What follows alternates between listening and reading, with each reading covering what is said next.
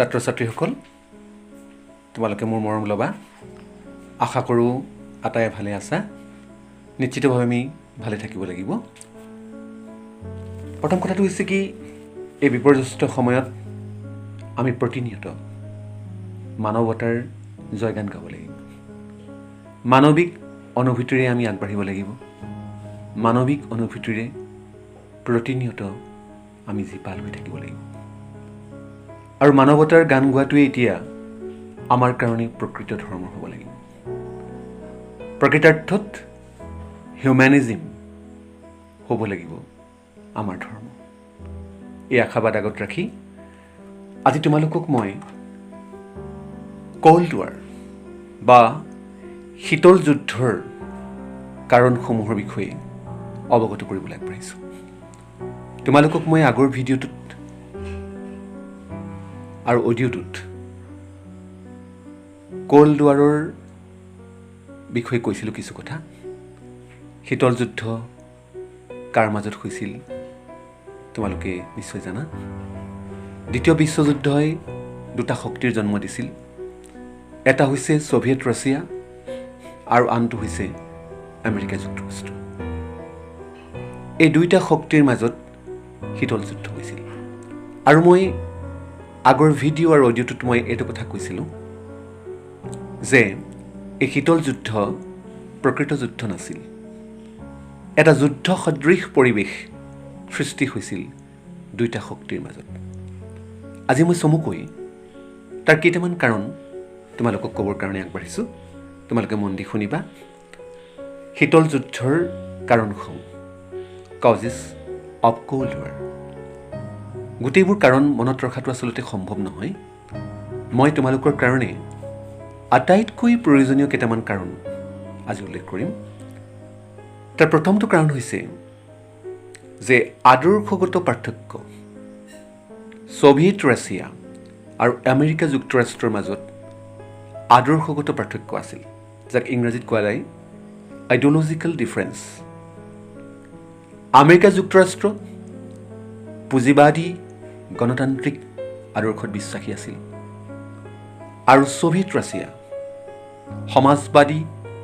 সমাজবাদ আৰু শেষলৈ সাম্যবাদী আদৰ্শত বিশ্বাসী আছিল দুইটাই বিপৰীত মেৰুত অৱস্থিত ধ্যান ধাৰণা বা আদৰ্শ আছিল সাম্যবাদৰ কাৰণে পুঁজিবাদ বিপৰীত আছিল আৰু পুঁজিবাদৰ কাৰণে সাম্যবাদ বিপৰীত আছিল এতেকে দুইখন ৰাষ্ট্ৰ বা দুইটা শক্তি দুইটা বিপৰীত মেৰুত অৱস্থান কৰাৰ বাবেই দুইটা শক্তিয়ে দুইটা শক্তিৰ পৰা আঁতৰি আহিছিল আৰু আঁতৰি আহোঁতে দুইটা শক্তিৰ মাজত কিছু সন্দেহ অবিশ্বাস ঘনীভূত হৈছিল এতেকে প্ৰথম অৱস্থাত আমি এইটো চিহ্নিত কৰিব লাগিব যে আদৰ্শগত পাৰ্থক্যই শীতল যুদ্ধৰ সৃষ্টি কৰিছিল সোভিয়েট ৰাছিয়া আৰু আমেৰিকা যুক্তৰাষ্ট্ৰৰ মাজত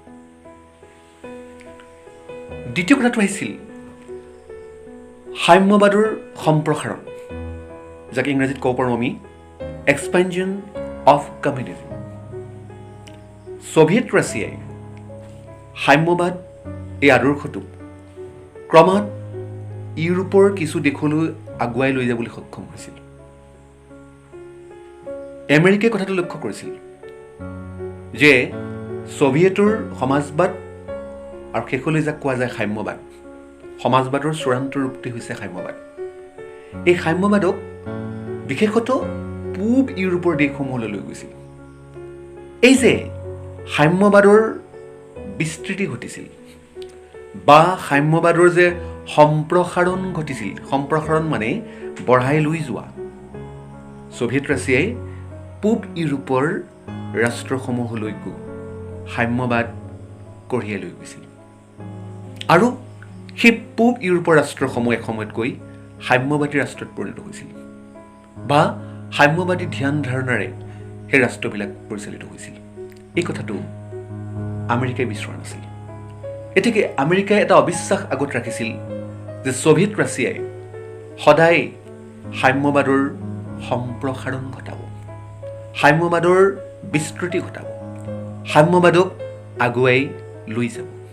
আৰু সেইকাৰণে এটা অবিশ্বাস ঘনীভূত হৈছিল আমেৰিকাৰ চেতনাত, আৰু পৰৱৰ্তী সময়ত সেইটোৱে এটা দুইটা শক্তিৰ মাজত শীতল যুদ্ধৰ সৃষ্টি কৰিছিল।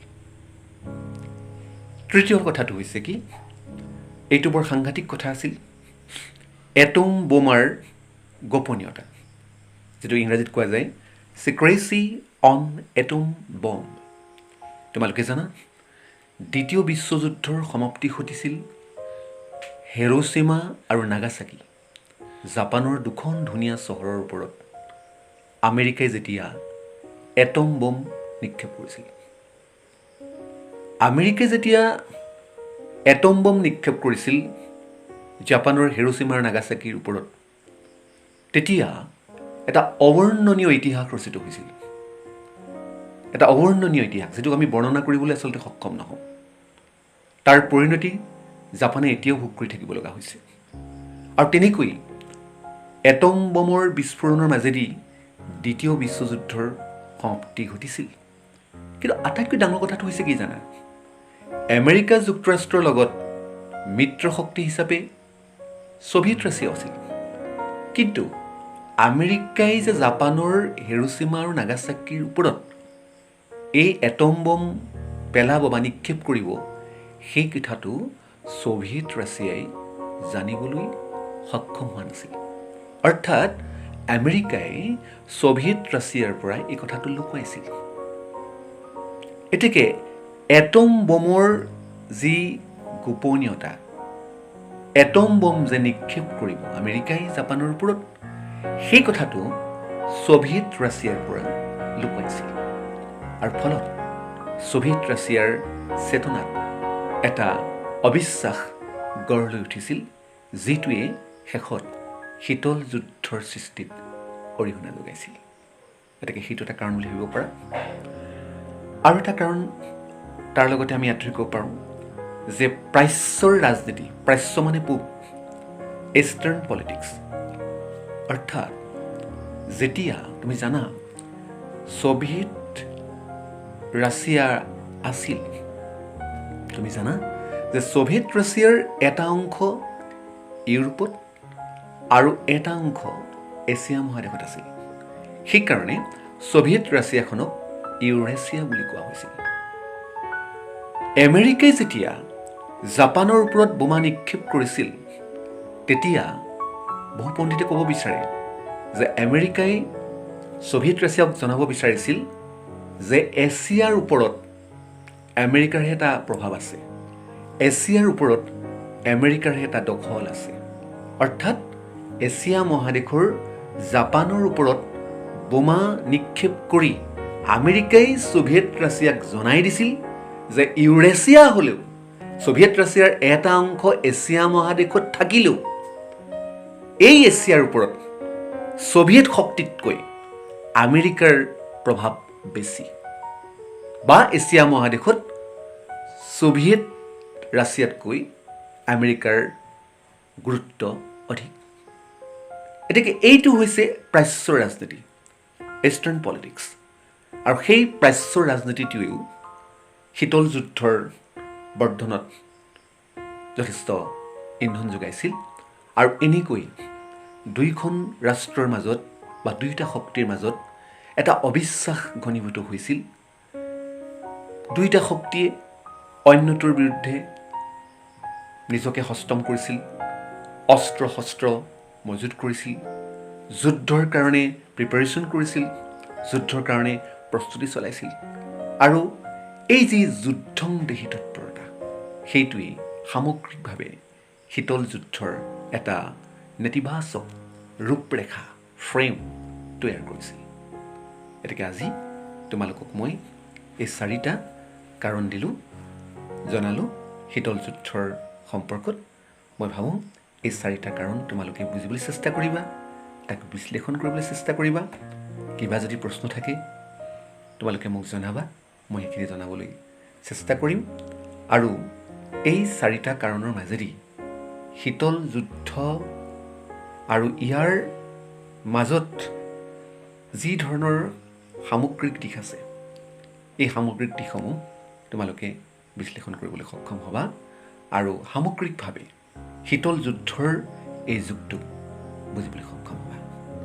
তোমালোকে এটা প্ৰশ্ন উত্তৰ কৰিবলৈ চেষ্টা কৰিবা যে শীতল যুদ্ধৰ কাৰণসমূহ কি আলোচনা কৰা।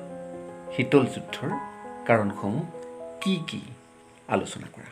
গতিকে এই প্ৰশ্ন তোমালোকে কৰিবা, কৰিবলৈ চেষ্টা কৰিবা আৰু সদায় ভালে থাকিবা। শীতল যুদ্ধৰ কথা পাতিছোঁ যদিও আমি কিন্তু সদায় মন দিব লাগিব মানৱতাৰ কথা, মানৱতাৰ দিশত আমি গুৰুত্ব দিব লাগিব। আৰু মই পুনৰ যেনেকৈ আৰম্ভ কৰিছিলোঁ পুনৰ ক'ব বিচাৰিছোঁ তোমাক যে মানৱতাৰ জয়গানেৰে আমি যথাৰ্থতে সমৃদ্ধ হ'ব লাগিব। মৰম ল'বা। আজিলৈ ইমানতে মোক ক'বলগীয়াখিনিৰ সামৰণি মাৰিছোঁ। ধন্যবাদ।